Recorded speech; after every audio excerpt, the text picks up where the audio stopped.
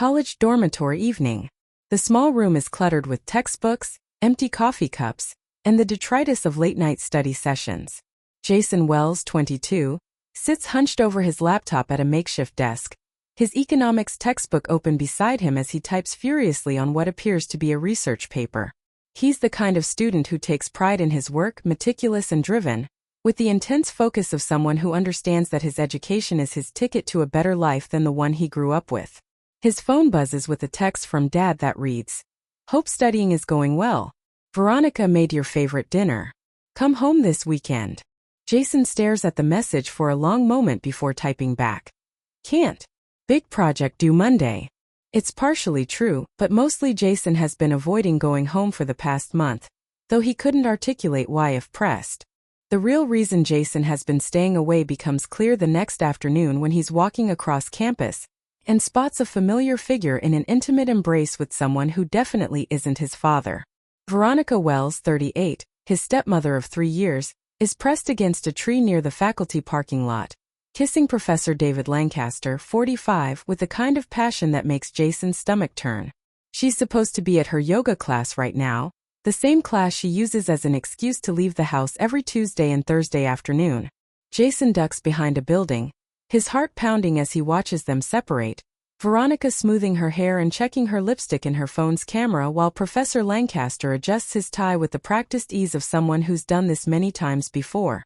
Jason recognizes Professor Lancaster from the faculty directory, a married man with 2 young children whose photos sit prominently on his desk in the psychology building. The professor has been a family friend for the past year, someone Veronica met through her part-time job at the university bookstore, someone who's been to their house for dinner parties and barbecues, someone Jason's father, Richard Wells, 52, considers a close friend. The betrayal has layers that make Jason feel physically sick as he watches Veronica get into her BMW, the one Richard bought her last Christmas, and drive away while Professor Lancaster heads back toward his office as if nothing happened. That evening, Jason sits in his dorm room staring at his phone, torn between calling his father immediately and pretending he never saw anything. Richard Wells worked 2 jobs to put himself through night school after Jason's mother died when Jason was 8, sacrificing years of his life to build the successful accounting firm he now runs. He's a good man who deserves better than a wife who sneaks around with married professors while he's working 14-hour days to maintain the comfortable lifestyle she's grown accustomed to.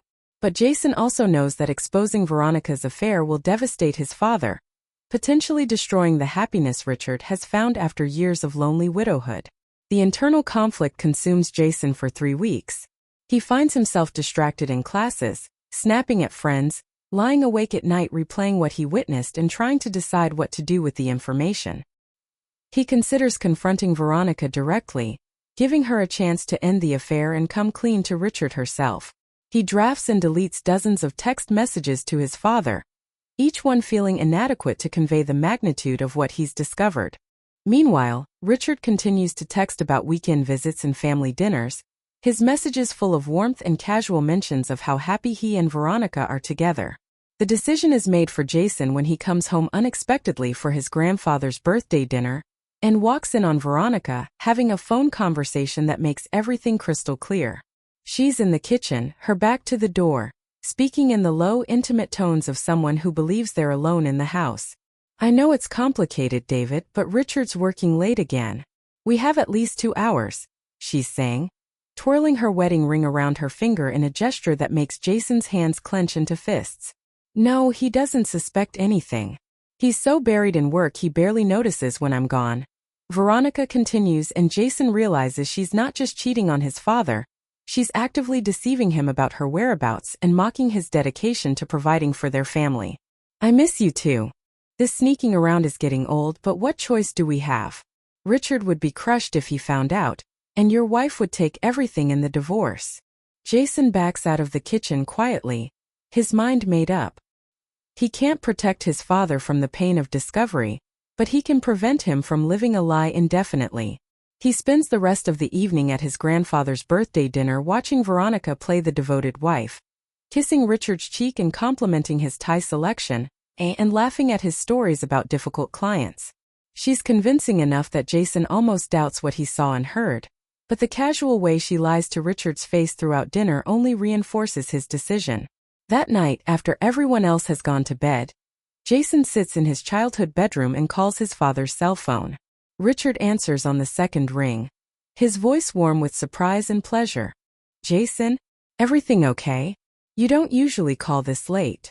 Jason takes a deep breath, knowing that the next few minutes will change everything between them forever.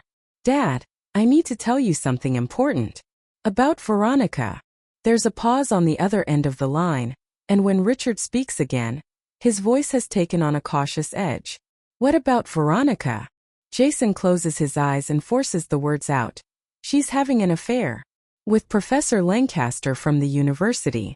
I saw them together, and I overheard her talking to him on the phone tonight." The silence that follows stretches so long that Jason wonders if the call dropped. When Richard finally speaks, his voice is cold in a way Jason has never heard before. "That's a very serious accusation, Jason. Are you absolutely certain about what you think you saw?" The doubt in his father's voice cuts deeper than Jason expected. "Dad, I'm not making this up. I saw them kissing in the faculty parking lot 3 weeks ago. And tonight I heard her on the phone with him talking about having 2 hours while you were working late."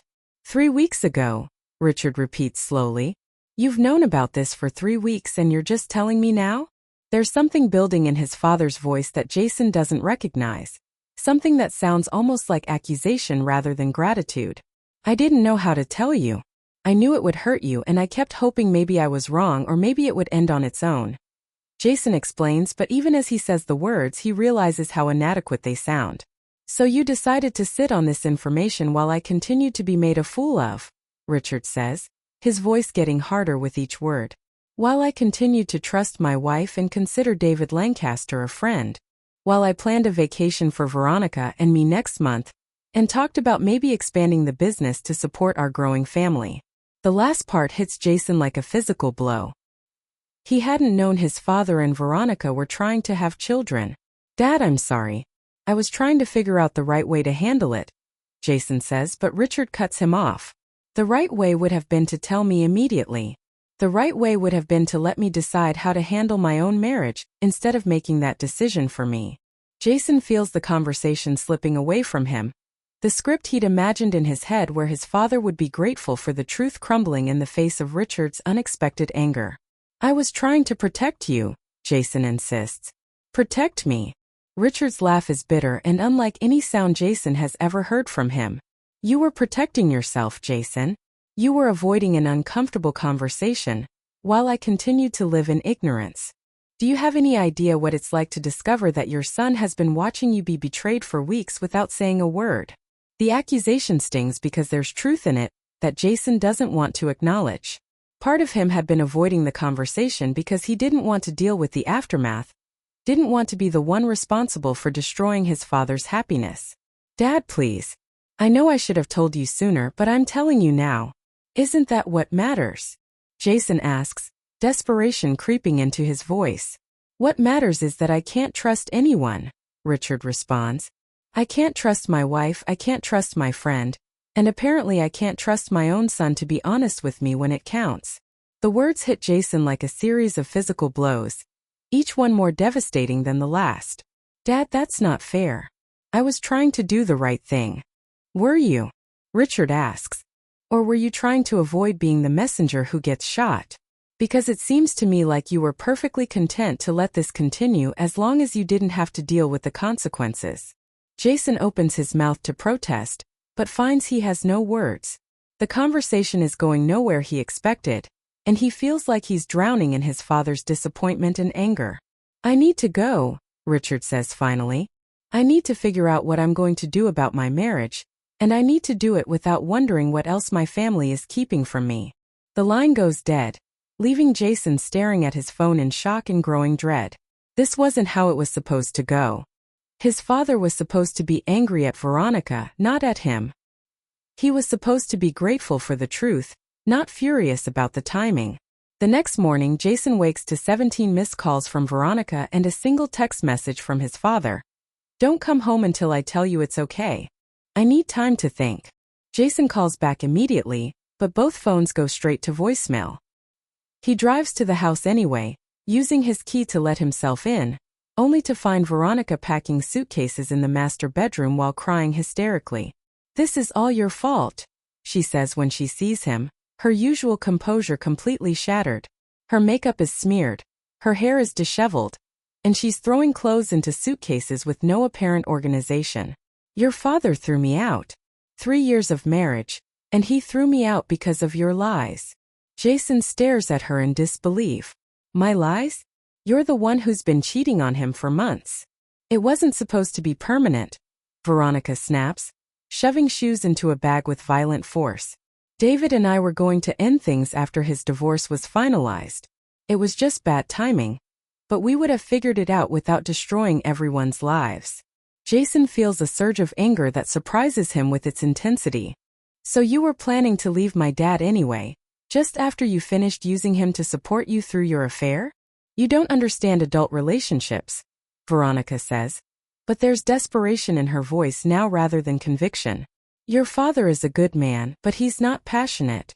He's not exciting. He comes home, eats dinner, watches the news, and goes to bed. David makes me feel alive in a way Richard never has." Jason wants to point out that his father's stability and dependability are what allowed her to have the luxury of an affair with a married professor, but he realizes there's no point in arguing with someone who's already made her choices. "Where is my dad?" Jason asks instead. "At his office, probably trying to figure out how to untangle our finances without losing everything he's worked for," Veronica responds, her voice bitter. "He said he never wants to see me again. 3 years of marriage, and he can just throw it away because of one mistake." Jason stares at her, amazed by her ability to reframe months of deliberate deception as a single error in judgment. When Jason arrives at his father's office, Richard is indeed there, surrounded by legal documents and looking like he's aged 10 years overnight.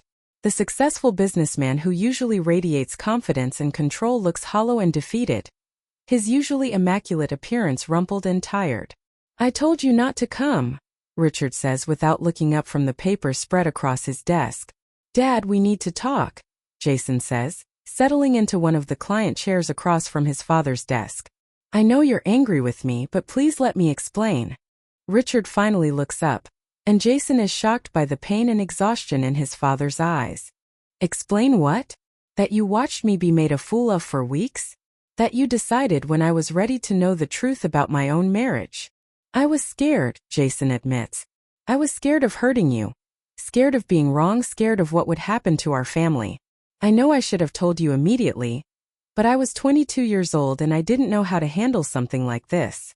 Richard's expression softens slightly at his son's honesty, but the hurt is still evident in his voice when he responds. "Jason, I spent 8 years raising you alone after your mother died.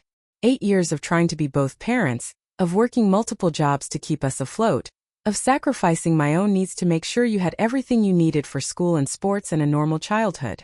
When I finally found someone I thought I could trust, someone I thought could help me give you a stable family again, you watched her betray that trust and said nothing." The words cut deep because Jason knows they're true.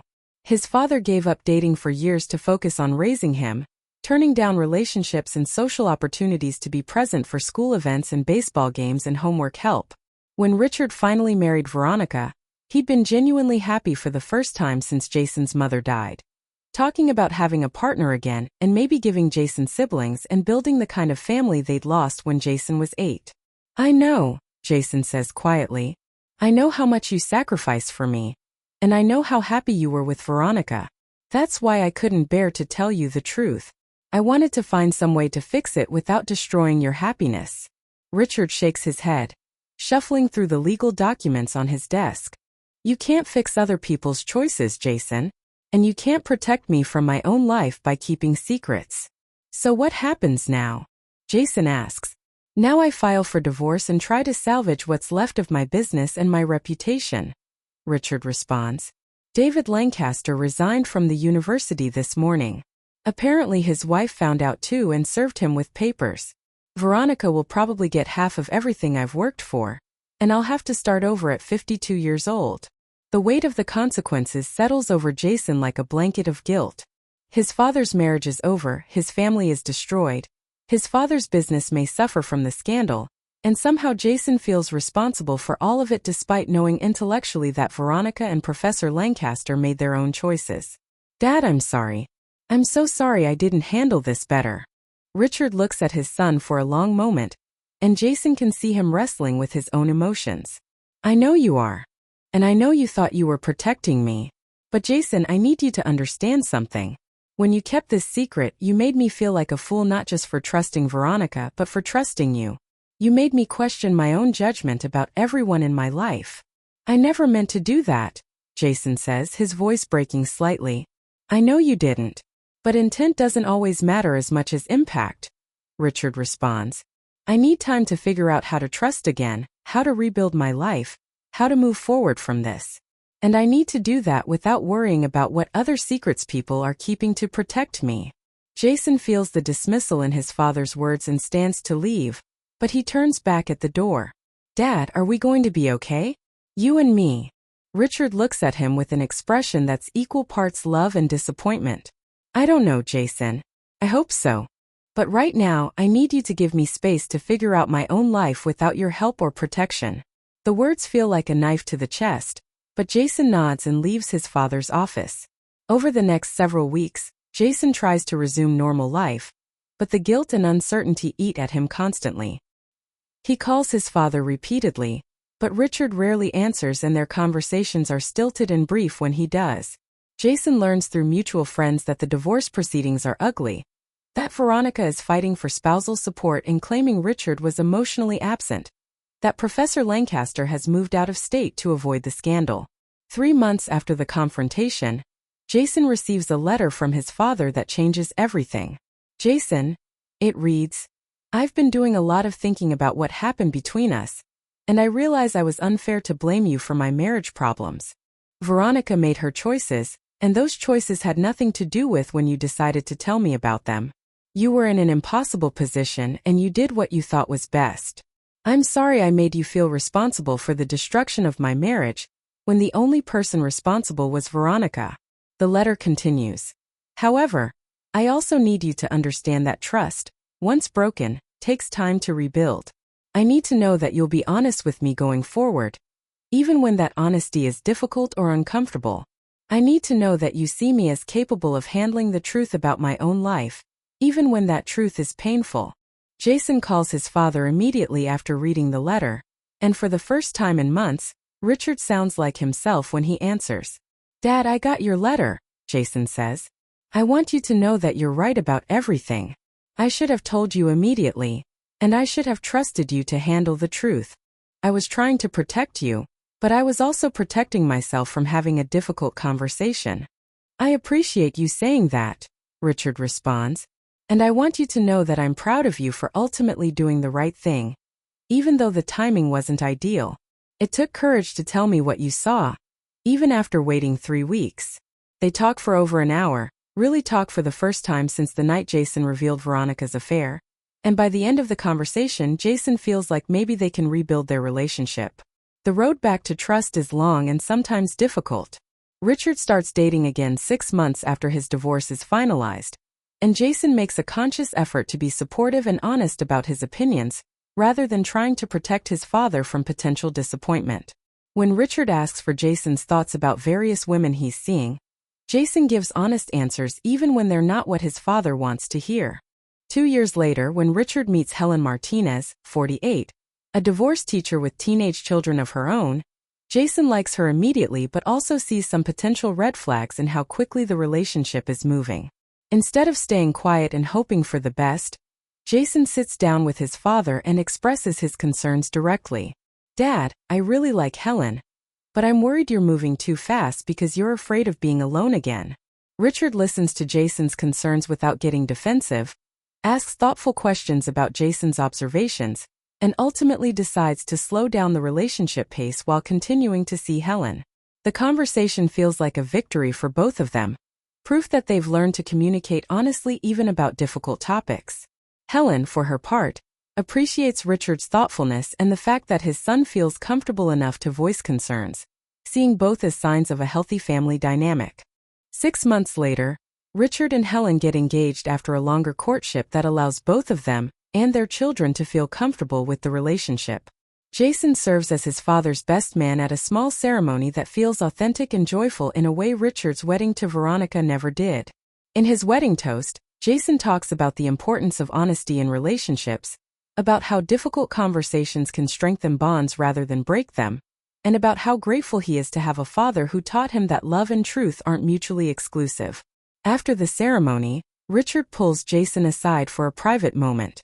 "Thank you," he says, "for telling me the truth about Veronica, even though it was hard. For being honest about Helen, even though you were worried I'd be angry. For helping me learn that trust isn't about protecting each other from difficult truths, but about believing in each other's ability to handle those truths with grace." Jason hugs his father, feeling the full weight of their restored relationship. "Thank you for forgiving me for waiting so long to tell you about Veronica, and for teaching me that sometimes the most loving thing you can do is trust someone with the truth, even when that truth is painful." They stand together watching Richard's new wife dance with her children and Jason's future step-siblings, and Jason realizes that sometimes the most devastating secrets, when finally revealed, can clear the ground for something healthier and more honest to grow. The conversation with Veronica's affair seems like a lifetime ago, but Jason knows it taught him lessons he'll carry forever about the difference between protection and honesty, between love and enabling, between being a supportive family member and being complicit in deception. He's grateful for his father's forgiveness, but more grateful for the relationship they've built on the other side of that crisis, one based on mutual respect and the understanding that difficult truths, shared with love, can ultimately strengthen the bonds between people rather than destroying them.